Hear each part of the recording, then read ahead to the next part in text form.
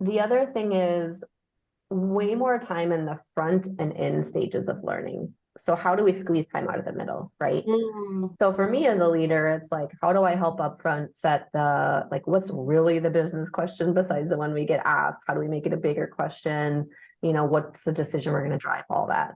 At the end, it's how do you help tell a compelling change story? How do you help layer, a decision? How do you help, actually take it to some kind of action?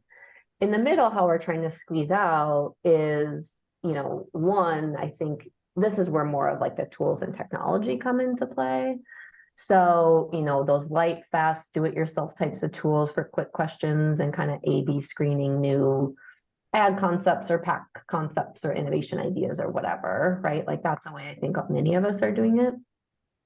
I think we've all been using AI and machine learning for a long time, right? sure. Like Yeah. we've been doing it at least 5 years, I think, from like in pieces of how we do all of our standard research. So I think for me, it's more piloting how you increase that work there. So, for example, in social listening, which a lot of us do to kind of find big themes and trends or scraping kind of search trends and things like that, it's like, how do you do that even more efficiently with some of those platforms that you can use? And using partners that can help you get to that faster to then get to a deeper insight faster, right?